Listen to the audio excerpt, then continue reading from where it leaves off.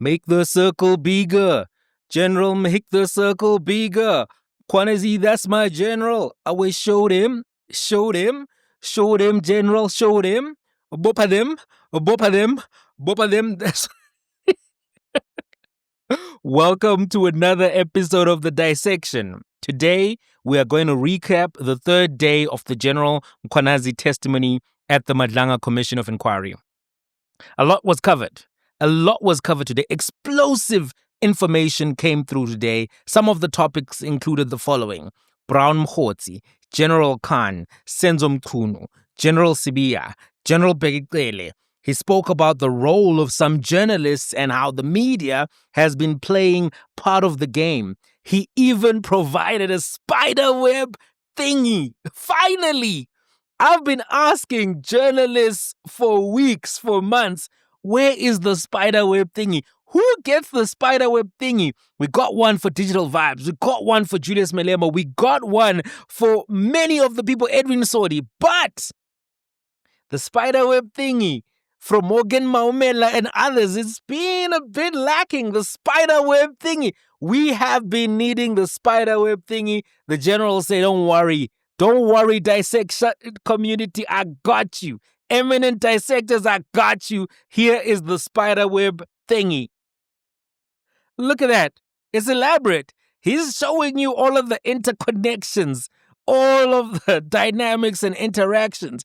I really don't know why the media has not been doing certain things, showing us detailed information about Brown Mkhwanazi, giving us information about Morgan Maumela. Lot of slow walking by the media to get there, but he did the business. He gave us the spider web thingy. So today we started off by answering the question of Ubanu Mzegeze.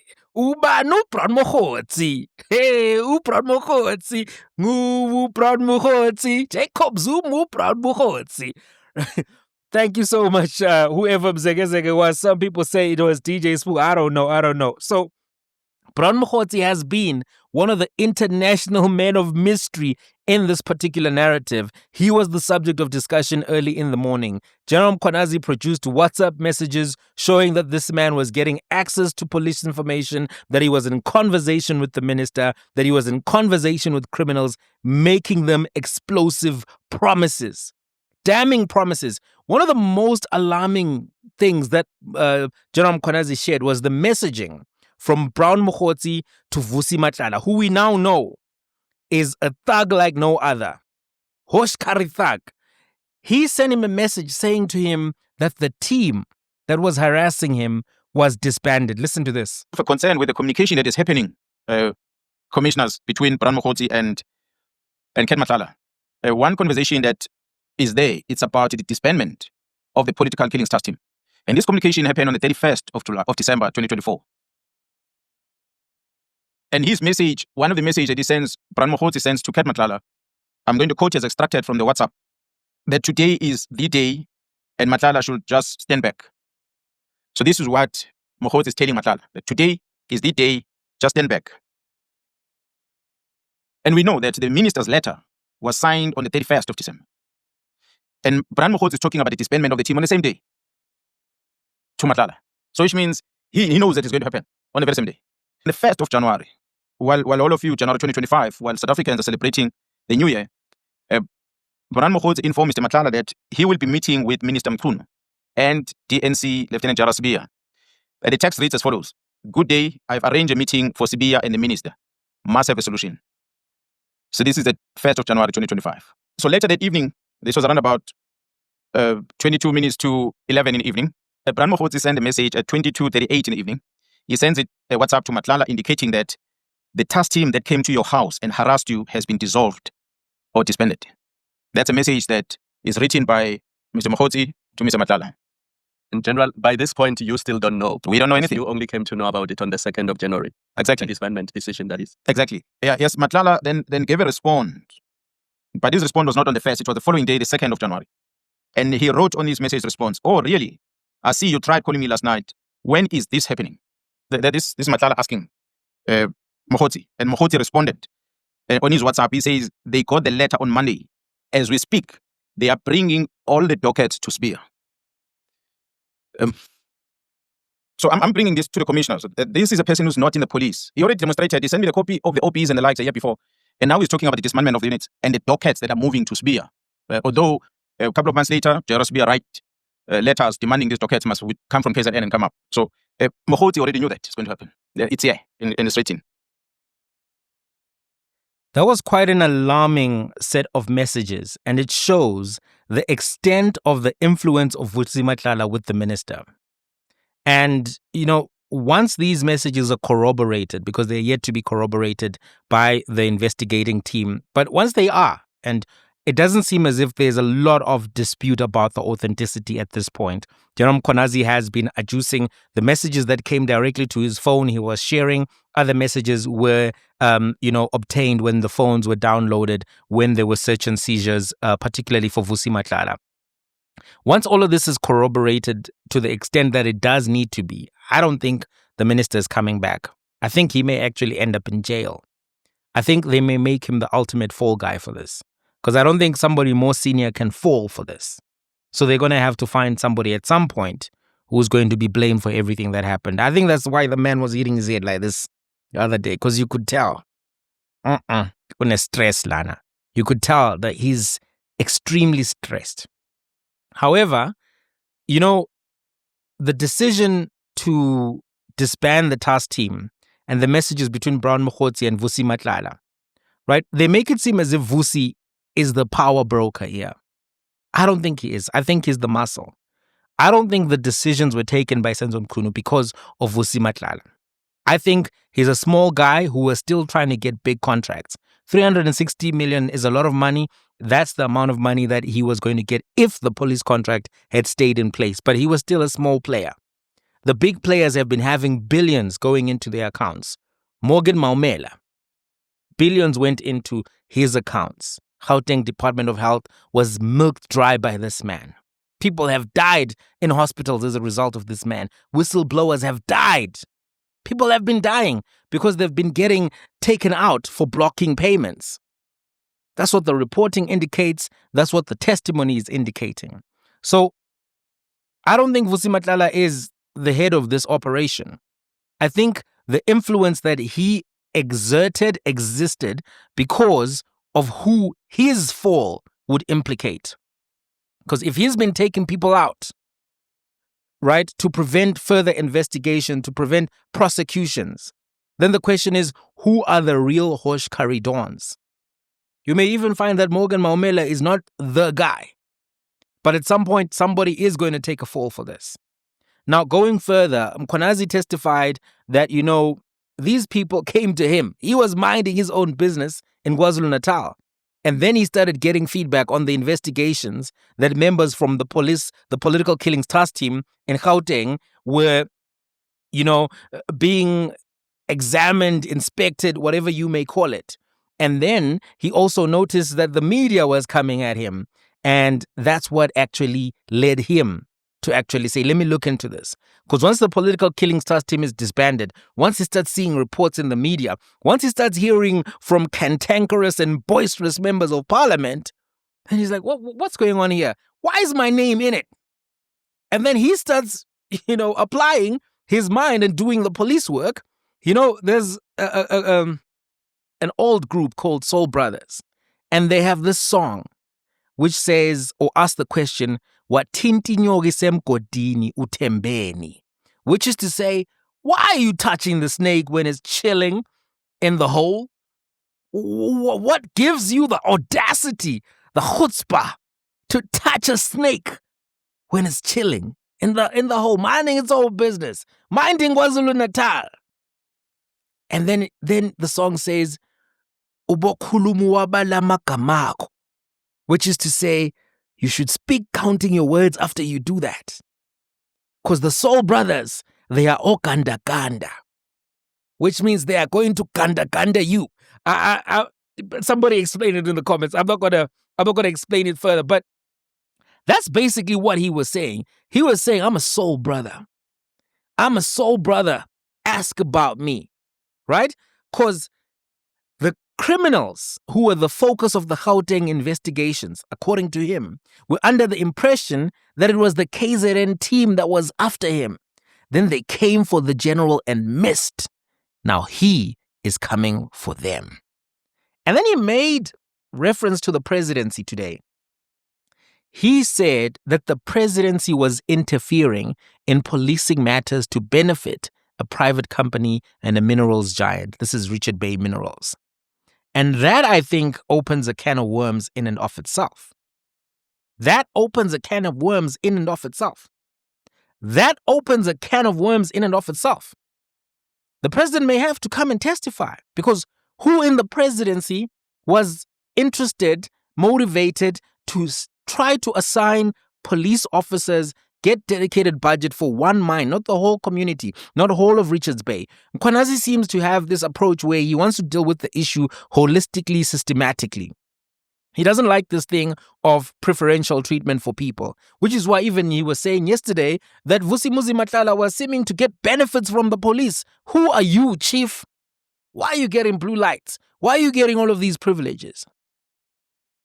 So that's something that I think is going to be investigated much further by the commission and may require people from the presidency to come and explain, maybe even the president. One of the big topics that came up as well was the media. Konazi claimed that there were certain journalists that were being used to push the agenda of senior police officers who he says are protecting the drug syndicates in the country. Said this system of protecting the drug squad, media plays a part. Journalists within media houses, they are part of this and pushing certain narratives. Here's some of the exchange that happened. So the story goes out, Commissioner, to the newspaper. It's an allegation that was made by Mkhwanazi that someone wants to open a case against me. Now, in the newspaper, is my full picture there. And the big heading, allegations against Jerome Mkhwanazi defeating, and they write the story for the pen. They, of course, write my response. So, but the problem is, it is my face there, not the complainant. It's my face that is there. The heading creates question marks about my integrity as a person, as a senior officer in the province. They put my full response on the paper. So a person who reads the paper will get to understand the context of this heading and the story. They will be fine with it. But for you to get into a newspaper, must subscribe, must pay money. Some of us don't necessarily subscribe to papers, but there's social media that is free. Now, on the social media, they take the heading because you are limited on what you write in there. They take the heading of allegations that Jerome Mkhwanazi is accused of defeating end of justice against a drug dealer at Kalagabusha. And that goes into their media account, social media account. And that which spreads like wildfire because people access it easy. Remember, they don't have a privilege of reading the full report that is on the paper. They are just taking it from this headline. And the picture is painted. That Mkhwanazi is a bad person. And they're achieving what they want. So I took it as a pressure for me to back off from the case that I was going to preside over of Jara Khan. And Which those captions usually attract me to stories, but when I scroll down, I can't read because it requires that I be a subscriber. Subscribe. Which most of the time I'm not. The same as me, Commissioner. Majority of the people in the country, they don't necessarily subscribe to papers, but they rely on that first caption and makes a story. Maybe 2 days later, they put a full story when it's old. Then you can read it without having to pay. But it's all news by then. Interestingly, this is part of what I had a conversation about with Dr. Sizwe Mpofu just yesterday. We're talking about some of this. One, the failure of the media to expose some of the key people implicated in all of the activities, including Brown Mkhwanazi. Two, some peculiar activities by certain, journalists, but also some interviews that have just been peculiar, that have seemed planted. Some analysts, man, I was watching some of the channels yesterday. Some of the analysts were bending over their backs, cracking backs to try to criticize the testimony of General Mkhwanazi. I was like, I don't know. I'm not seeing what you're seeing. Why do you seem more enthusiastic to try to break this man down when there's nothing at this particular point that you can adduce to genuinely do it? The whole period between the 6th of July, in fact, earlier in the year, we've been hearing people, Paul O'Sullivan making claims, all of these other, nobody has been adducing evidence to prove any veracity to what they're saying, except for claims of Louis Vuitton bags and all of that. No evidence has been adduced thus far. So that is a weird thing that has just been happening. We're talking about it. But the second thing we talked about was the paywall issue. Some of the most important information has already been reported, but it's behind a paywall. Even Justice Malanga is like, I've been trying to read some of these articles. I can't even get in. How are you going to hate from outside of the club? You can't even get in. Everybody was going Chris Brown in the commission. And you know what? We spoke about this yesterday.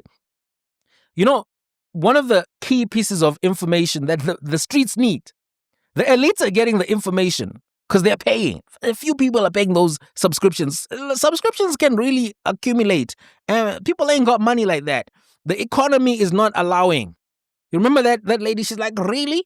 Really, Ramaphosa? Really? Everybody's feeling like that. There's another one where it's like, rainfall in Durban. So Ramaphosa, you're getting on my last nerve. These are all memes about the economy, right? So nobody's going to be paying for these paywalls, etc., etc. Now, one of the key pieces of information, Hangwani Morgan Maumela, is one of the big names in this whole scandal. But many people in the country still don't know that. Many people in the country aren't just going to be able to go buy a book that costs 370. If you've got some cash, go get it, because that book will show you information, connect dots that you haven't seen being connected in a big way. But whether it's the book, whether it's the paywall, the information is not out there in a big way. I'm one of the few podcasters that has covered the topic consistently from the 6th of July and try to bring you the information because I knew this was going to be a big story. This is the biggest story of the year. This one, what General Konazi is doing and talking about and all of the interconnections and intersections that we're seeing here. This story, I am convinced we're going to look back at and say, this was the Buddha ring of the, the Buddha ring of the whole thing. This topic. By the way, we're getting closer and closer to 100,000 subscribers. Just hit 90,000. I'm so excited. So let's keep pushing. Let's keep pushing. Let's keep giving the streets key dissections. And I want to ask, if you haven't already subscribed, please subscribe. It's free. Free 99. Today, tomorrow, the next day. Right? 70% of the viewers who are watching this channel, according to the analytics, haven't subscribed yet. So I'm going to ask you, have you subscribed? Check. You may think you subscribed, but you haven't subscribed yet. So just check and make sure. Subscribe, press the notification button. It's one of the ways to support the channel. In fact, not subscribing is Hosh behavior at this point. Right? So whether you're an eminent dissector, an inspector, a hater, just subscribe. Subscribe. Let's get this thing to 100K so that we can keep providing the streets quality information. So Konazi made some more outstanding claims today. He said that Minister Mkhwanazi contacted a general wanting to know about a specific case that involved somebody that the minister was competing against before local government elections. He said that he had actually gone to a police station manager asking about a list of cases related to political candidates for office. And this was General Anthony Gaupal who was helping him with that. And then he touched on the Khumalo issue, which was raised yesterday. And this was also indicating his concerns with the infiltration of the judiciary, because he was intimating that the magistrate who dealt with the Khumalo and co-bail application went above and beyond, imposing strict bail conditions on them, including that they may not enter any crime intelligence building. And this, in his view, had a chilling effect on the progress of those 121 dockets. Right? That's part of what happened. So the member of parliament, Fidel Adams, yesterday was talking about, no, I got this top secret information under my door. Then I just went to the police station. I don't know nothing about nothing. I'm new. I was not convinced. And I'll tell you why I was not convinced. Number one, I've been to parliament. I've been to those buildings where the members of parliament are. It's difficult to get in. It's incredibly difficult to get in. And then once you're in, to get into where the members of parliament offices are, you first go when you go through one set of scanners. Then to get into where the members of parliament are, you go through a second set of scanners. And then that whole building has massive amounts of surveillance. So there's no likelihood that somebody just slipped this under his door, unless he's saying they slipped it under his door at home. And he lives in a parliamentary village which has the same level of security. You don't just get into a parliamentary village. I've been to a parliamentary village. You don't just get in. So who slipped this under his door? Where? Who slipped it under his door and where? And he wasn't curious who's giving me this information and why. He opens top secret documents, he reads them, then he makes spurious allegations, is going up and down to different police stations that don't make any sense. Then he says no, and then someone else approached me from prison. How do they approach you from prison? How do they get a phone? If that person is...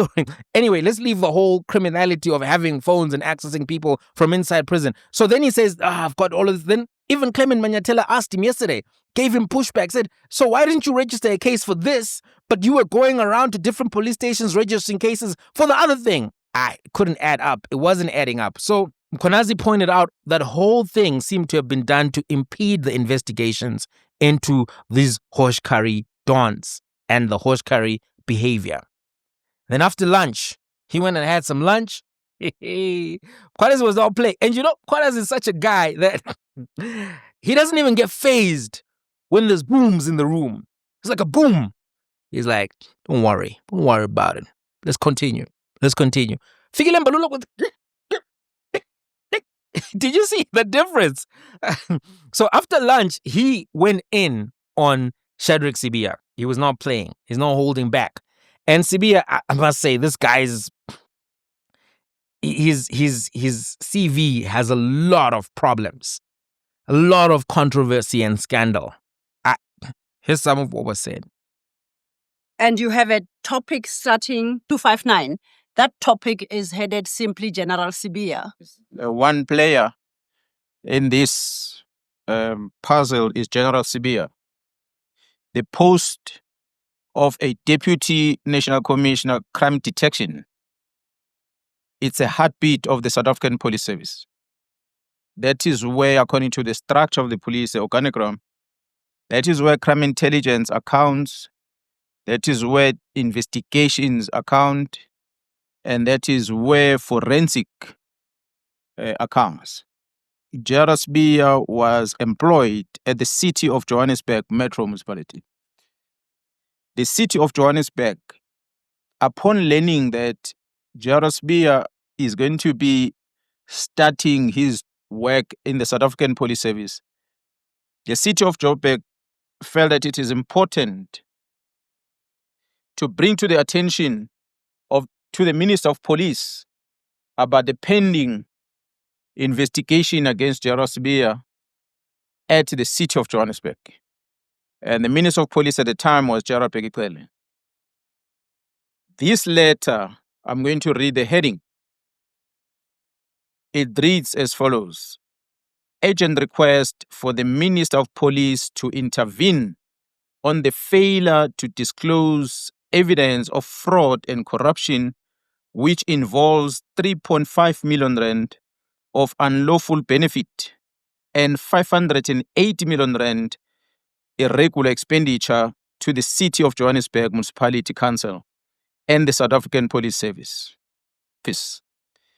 The paragraph 2 of this letter, if I read it as written here, I request an intervention of the Minister on the concealment from the Council and the hawks of evidence of fraud and corruption which involves the employment of Mr. S. Sibiya, the head of Department for Group Forensic and Investigation Services, HOD of GFIS in bracket, in receiving 3.5 million rand of unlawful gratification and causing 580 million of irregular expenditure.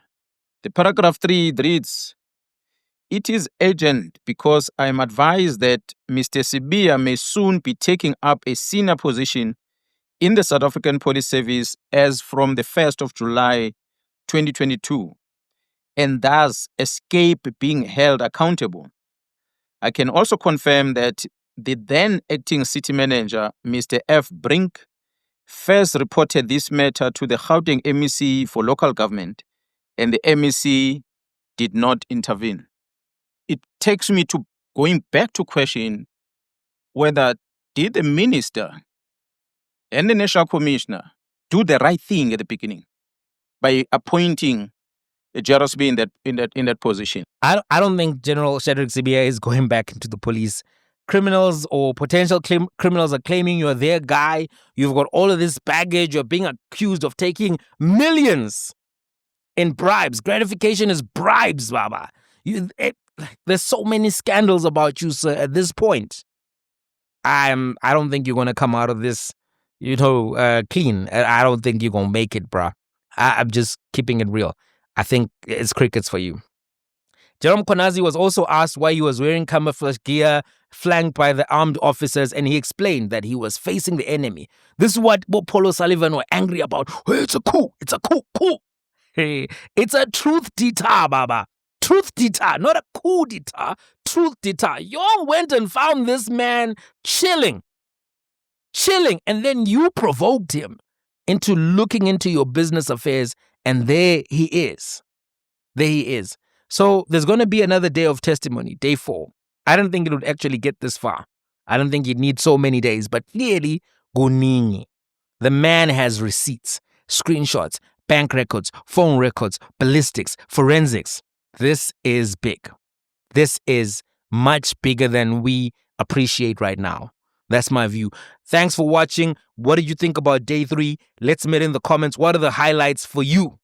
So don't forget, whether you're an eminent dissector, inspector, hater, tolerator, let's dissect. Let's get it. Till the next one.